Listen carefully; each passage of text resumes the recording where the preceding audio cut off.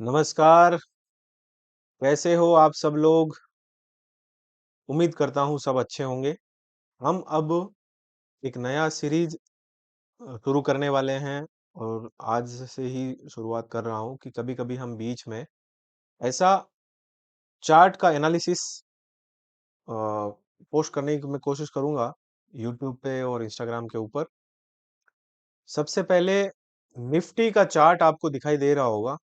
Chart का analysis कैसे करते हैं, धीरे-धीरे हम इनको समझेंगे कि क्या लग रहा है। मेरा व्यू भी मैं आपको बताऊँगा। कोई भी तरह का बाइंग सेलिंग रिकमेंडेशन नहीं है, सिर्फ हम सीखने के लिए, समझने के लिए ये एनालिसिस करने की कोशिश करेंगे। एक लाइन मैंने ड्रॉ की है, इस लाइन के नीचे अभी तक निफ्टी कई दिनों के अगर आप देखेंगे, पिछली बार नवंबर से लेकर अभी तक, नवंबर से लेके अभी तक लगभग ढाई महीने, 2 सवा 2 महीने में इस लाइन के नीचे क्लोजिंग नहीं आया है डेली बेसिस के ऊपर। अगर इसके नीचे जाने की कोशिश करता है, तो फिर और नीचे जाने की संभावनाएँ रहेगी, कहाँ तक?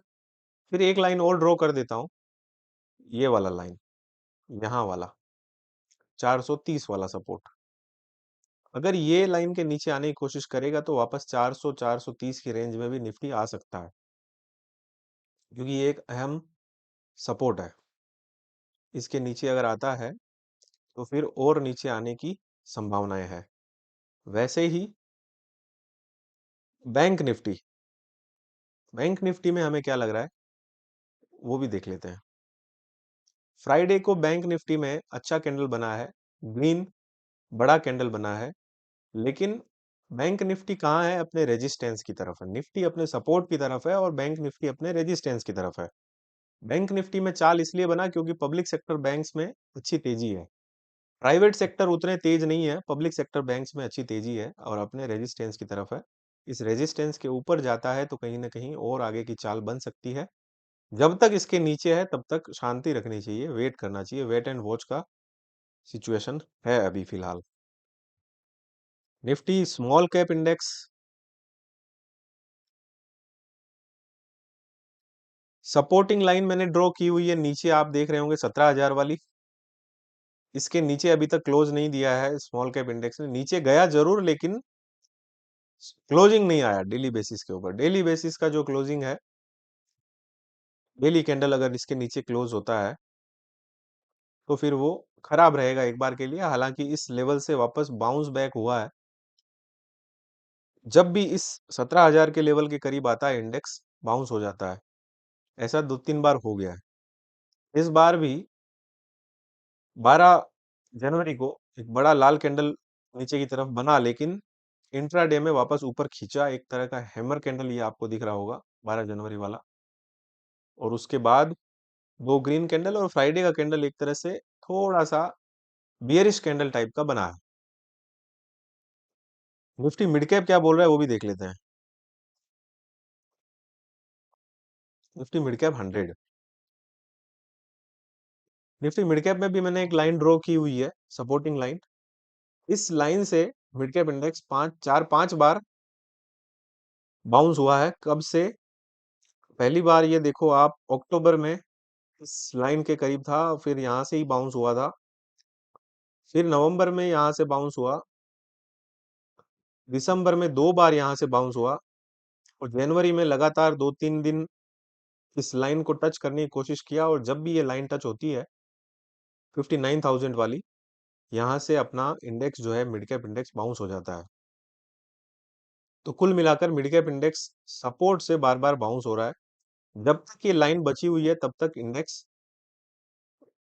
मजबूत है। अगर ये टूटेगा तो फिर कमजोरी का चांसेस रहेगा, क्योंकि सब लोग जितने भी ट्रेडर्स हैं, वो सपोर्ट और रेजिस्टेंस का खेल समझते हैं। और मिड कैप का रेजिस्टेंस देखो ये वाला ऊपर 61,200 से 61,500 की रेंज में, ये रेंज है, ये रेजिस्टेंस का एरिया है।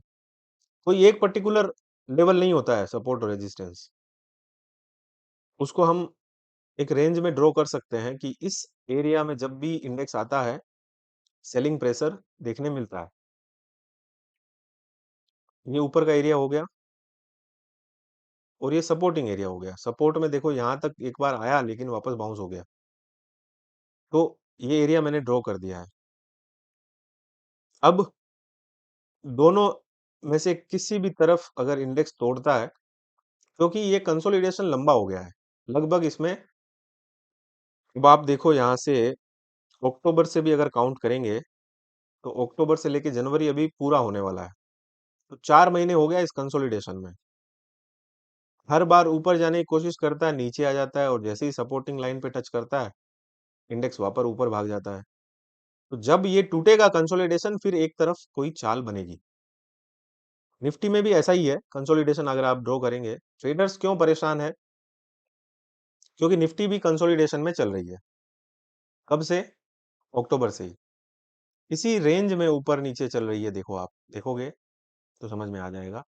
जब आप लॉन्ग का ट्रेड लेते हो नीचे आ जाता है, शॉर्ट का ट्रेड लेते हो ऊपर भाग जाता है। तो हर बार ऐसे ही हो रहा है। और मैं अपने सोशल मीडिया पे, इंस्टाग्राम पे, यूट्यूब पे जब भी, कई बार आपने सुना होगा कंसोलिडेशन, मैं कई बार बोलता हूँ, कंसोलिडेशन में जितना आप ट्रेड्स को अवॉइड करेंगे उतना अच्छा रहेगा, क्योंकि कंसोलिडेशन एक फ्रस्ट्रेटिंग टाइम पीरियड होता है। उसमें ट्रेडर्स क्या है, फ्रस्ट्रेट हो जाते हैं, क्योंकि ब्रेकडाउन हो रहा है, फिर बाउंस हो जाता है, ब्रेकआउट मिलता है, फिर नीचे आ जाता है। हर बार ऐसा ही हो रहा है, तो एक किसी भी तरफ का चाल बनने दीजिए। बाकी ये अगर फ्राइडे का कैंडल देखेंगे निफ्टी का, उतना कोई खास कैंडल नहीं है। ऊपर इतना जाने की कोशिश किया, लेकिन इंट्राडे में गिरावट, लगभग 150 पॉइंट का गिरावट इंट्राडे में बंद हुआ है, गिरावट के बाद। मंडे को देखते हैं मार्केट कैसा रहता है। बैंक निफ्टी पॉजिटिव क्लोज हुआ है, बाकी इंडेक्स जो है small cap, mid cap, Nifty, इनमें कोई खास क्लोजिंग नहीं आई है। और बैंक निफ्टी अपने रेजिस्टेंस की तरफ है, बाकी सब इंडेक्स अपने सपोर्टिंग जोन में है। अब मंडे को देखते हैं क्या रहेगा। ये एनालिसिस आपको कैसा लगा, मैं जिस तरह से अभी किया एनालिसिस, कमेंट आपको जरूर करना है। कमेंट में कोई भी हमें कंजूसी करनी नहीं है। कमेंट करिए और अपने लोगों के साथ ये एनालिसिस शेयर करिए, ताकि मैं, अगर ज्यादा लोग देखेंगे, आपके फेवरेबल कमेंट्स आएंगे, तो मैं कोशिश करूंगा इस तरह का एनालिसिस में समय समय पर करते रहूं। तो कमेंट करना है, शेयर करना है। अगर आपने फॉलो नहीं किया हुआ है मेरे चैनल को, फॉलो कर लीजिए, यूट्यूब के ऊपर सब्सक्राइब करिए। बाकी जो होगा देखेंगे। मेरी तरफ से शुभकामनाएं आने वाले हफ्ते के लिए। धन्यवाद।